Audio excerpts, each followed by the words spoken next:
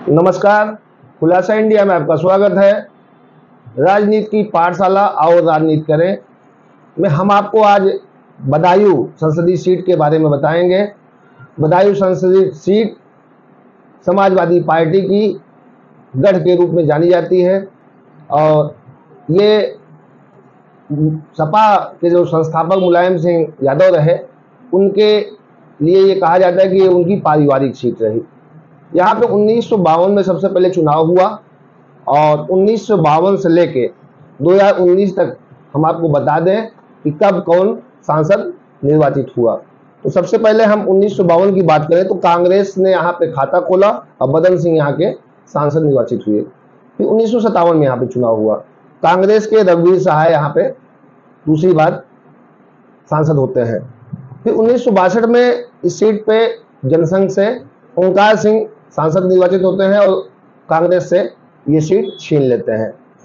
1967 में भी जनसंघ यहाँ पे चुनाव जीतती है, ओंकार सिंह जो है दूसरी बार यहाँ के सांसद निर्वाचित होते हैं। फिर 1971 की बात करें तो कांग्रेस यहाँ पे पुनः वापसी करती है और करण सिंह यहाँ पे यादव यहाँ के सांसद निर्वाचित होते हैं। 1977 में ओंकार सिंह फिर से यहाँ के सांसद होते हैं तीसरी बार और इस बार वो जनता पार्टी से चुनाव यहाँ से लड़ते हैं। तो 1980 में कांग्रेस पुनः वापसी करती है, मोहम्मद असरार अहमद यहाँ के सांसद निर्वाचित होते हैं। 84 में भी सलीम इकबाल शेरवानी कांग्रेस से चुनाव लड़ते हैं और वो 84 के सांसद होते हैं। 1989 में फिर यहाँ पे कांग्रेस को मात मिलती है और 1989 में यहाँ पर शरद यादव जनता दल से चुनाव जीत जाते हैं। 1991 में तब भारतीय जनता पार्टी का सूबे में जो है बड़ा अच्छा उनको माहौल मिला और लगभग हर जगह से वो चुनाव जीते। तो 1991 की बात करें तो स्वामी चिन्मयानंद भारतीय जनता पार्टी के वहाँ उम्मीदवार होते हैं और बदायूं की जनता वहाँ से उनको सांसद निर्वाचित करती है।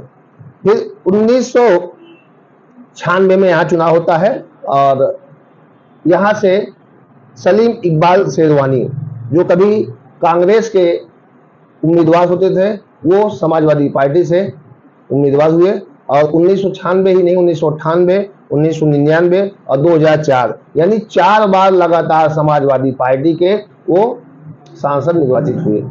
फिर 2009 में यहाँ पे मुलायम सिंह के परिवार के धर्मेंद्र यादव उनके भतीजे चुनाव लड़ते हैं समाजवादी पार्टी की टिकट से और उन्हें सांसद निर्वाचित वहां की जनता करती है।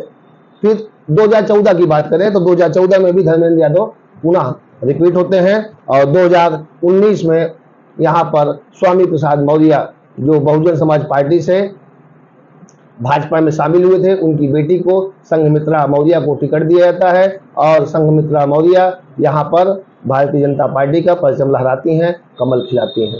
फिलहाल इस बार उनको 2024 के चुनाव में टिकट काट दिया गया है और उनकी जगह यहाँ पे भाजपा के दुर्विजय सिंह सागी को चुनाव मैदान में उतारा गया है भारतीय जनता पार्टी की तरफ से। समाजवादी पार्टी के उम्मीदवार पहले शिवपाल सिंह यादव रहते हैं जो मुलायम सिंह के सगे भाई हैं, पर बाद में उनके बेटे आदित्य को समाजवादी पार्टी ने यहाँ से अपना उम्मीदवार बनाया। वहीं बसपा की बात करें तो मुस्लिम खां को बसपा ने अपना उम्मीदवार बनाया है और ये 3 जो उम्मीदवार हमने आपको बताया ये प्रमुख उम्मीदवार हैं। और यहाँ पे कुल बदायूं की बात करें तो 11 उम्मीदवार हैं जो चुनावी मैदान में हैं। तीसरे चरण का आज मतदान हो रहा है, बदायूं संसदीय सीट पे भी मतदान हो रहा है। नतीजे 4 जून को आएंगे। तो इस तरीके से हमने आपको बताया कि 1952 से लेकर 2019 तक कौन कब सांसद निर्वाचित हुआ।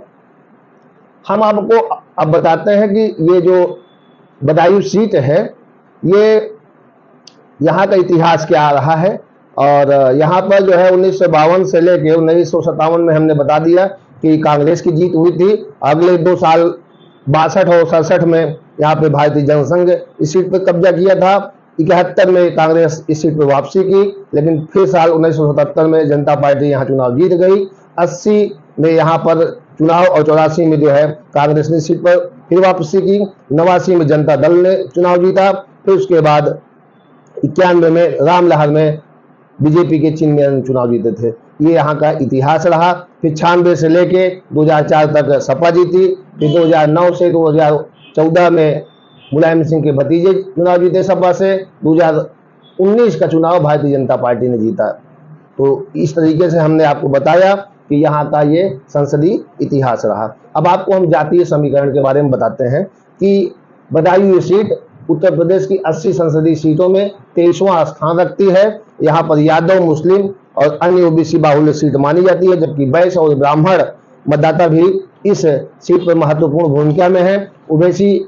ओबीसी वोटों की ताकत के बूते ही वर्तमान में बीजेपी यहाँ काबिज है, जबकि आम चुनाव में इस सीट को सपा का गढ़ कहा जाता था। 1992 में बनने वाली समाजवादी पार्टी 1996 से अब तक कुल 7 बार चुनाव में 6 बार जीत चुकी है। 7 बार चुनाव लड़ी और 6 बार चुनाव जीत चुकी है। आजादी के बाद से हुए चुनाव में 5 बार कांग्रेस ने यहाँ जीत दर्ज की। बीजेपी और जनसंघ 2-2 बार सांसद बनाने में कामयाब रही। बाकी बसपा का अभी यहाँ पे खाता नहीं खुल सका है। अब हम आपको बताएं कि बदायूं संसदीय सीट 5 विधानसभाओं को मिलाकर बनी है और वो 4 सीटें बदायूं जिले से है और 1 सीट संभल जिले से है। संभल जिले की जो विधानसभा है वो गुन्नौर कही जाती है और बदायूं जिले की जो बिसौली सुरक्षित है, शाहसवान है, बिलसी है और बदायूं शामिल है। साल 2022 की बात करें तो विधानसभा चुनाव में 5 सीटों में 3 सीट समाजवादी पार्टी जीती थी और 2 सीट बीजेपी के खाते में गई थी। संभल की गुन्नौर और बदायूं की बिसौली सुरक्षित शाहसवान को सपा ने जीता था, जबकि बिलसी और बदायूं में बीजेपी का कब्जा रहा। लोकसभा सीट बदायूं में 18 लाख से अधिक मतदाता हैं। कुल 18,81,754 वोटर हैं, जिनमें 10,22,099 वोटर पुरुष हैं और महिला वोटरों की बात करें तो 8,59,552 वोट महिलाओं का है। वहीं ट्रांसजेंडर की बात करें तो 103 ट्रांसजेंडर मतदाता हैं। अब हम आपको बताएं कि 2004 में यहाँ का जो नतीजा था उस पर एक नजर आपको डालते हैं। यहाँ का परिणाम क्या रहा, यहाँ का नतीजा क्या रहा। इस सीट पर सलीम इकबाल शेरवानी चौथी बार सांसद चुने गए। शेरवानी ने बीजेपी के बृजपाल सिंह साक्य को हराकर जीत दर्ज की। सलीम शेरवानी को इस चुनाव में 2,65,713 वोट मिले थे, जबकि बीजेपी के बृजपाल सिंह को सिर्फ 2,14,391 मत मिले थे। वहीं तीसरे नंबर पर बसपा के प्रेम पाल सिंह को महज 75,886 वोट मिले थे। तो ये 2004 का हमने आपको आंकड़ा बताया। अब हम आपको 2009 का आंकड़ा बताते हैं। 2009 में सपा के सैफई परिवार से धर्मेंद्र यादव यहाँ से जो है एंट्री करते हैं और सीट के पुराने इतिहास को देखते हुए पार्टी ने धर्मेंद्र के लिए इस सीट को सेफ माना था। धर्मेंद्र यादव ने अपने इस पहले चुनाव में बसपा के धर्मपाल यादव डीपी यादव को हराया था। धर्मेंद्र यादव को 2,33,744 वोट मिले थे, जबकि बसपा के डीपी यादव को 2,01,202 वोट मिले थे। वहीं यहां से लगातार 4 बार सपा के से सांसद रहे सलीम इकबाल शेरवानी ने कांग्रेस के टिकट पर चुनाव लड़ा था। सलीम शेरवानी तीसरे नंबर पर रहे, उनको कुल 1,93,834 वोट मिले थे। ये 2009 का आंकड़ा रहा। अब हम आपको 2014 के आंकड़े पर ले चलते हैं। 2014 में किसका क्या आंकड़ा रहा। धर्मेंद्र यादव यहां से दूसरी बार समाजवादी पार्टी के उम्मीदवार होते हैं और इस बार मोदी लहर थी देश में, फिर भी धर्मेंद्र यादव अपना बदायूं का जो है किला ढहने से बचाते हैं। धर्मेंद्र यादव ने बीजेपी के वर्गीस पाठक को करीब 1,66,000 से अधिक वोटों से हराया था। धर्मेंद्र यादव को कुल 4,98,378 वोट मिले थे, जबकि बीजेपी के वर्गीस पाठक को 3,32,031 वोट मिले थे। वहीं तीसरे नंबर पर बसपा के अकमल खान थे। अकमल खान को 1,56,973 वोट मिले थे। ये 2014 का आंकड़ा रहा। अब हम आपको बताते हैं 2019 के आंकड़े पर। 2019 के चुनाव बड़ा दिलचस्प था। स्वामी प्रसाद मौर्य बसपा से भाजपा में शामिल हुए थे। उनकी बेटी को संघमित्रा मौर्य को 2019 में भाजपा ने अपना उम्मीदवार बनाया और 2019 में धर्मेंद्र यादव समाजवादी पार्टी के उम्मीदवार को संघमित्रा मौर्य ने बुरी तरीके से हराया और 5,11,352 वोट संघमित्रा को मिले, जबकि धर्मेंद्र यादव को 4,92,898 वोट मिले थे। तीसरे नंबर पर कांग्रेस के सलीम इकबाल शेरवानी थे। शेरवानी को कुल 51,947 वोट ही मिले थे। इस तरीके से सलीम जो इकबाल शेरवानी रहे वो सांसद बदायूं कई बार हुए, कई बार उन्होंने चुनाव लड़ा, पर वो कांग्रेस से कभी लड़ते थे, कभी सपा से लड़ते थे। तो सपा से 4 बार उन्होंने चुनाव जीता था। इधर बीच 2004 के बाद से, जब से धर्मेंद्र यादव 2009 से चुनाव वहां लड़े, तब से सलीम इकबाल शेरवानी वहां से परास्त होते रहे। सपा भाजपा की टक्कर में बसपा कर सकती है यहाँ पर खेल, और मुस्लिम खां को उसने टिकट दिया है। यहाँ की लड़ाई त्रिकोणात्मक हो चुकी है। भाजपा ने मौजूदा सांसद जो संघमित्रा मौर्य है, स्वामी प्रसाद मौर्य की बेटी हैं, उनके बड़बोलेपन के नाते उनकी बेटी का टिकट भाजपा ने काट दिया और दूसरा अपना उम्मीदवार उनके जगह दुर्विजय सिंह साक्य को बनाया। यहाँ पर भाजपा सपा अब जो संयुक्त उम्मीदवार हैं आदित्य यादव जो शिवपाल सिंह के बेटे हैं, और कांग्रेस का जो है समर्थन प्राप्त है। बसपा की सुप्रीमो मायावती भी वहां पे रैली कर चुकी हैं। वहां शिवपाल सिंह खुद डेरा डाले हुए हैं बेटे को जिताने के लिए कि किसी भी कीमत पर बदायूं सीट हाथ से जाने ना पाए।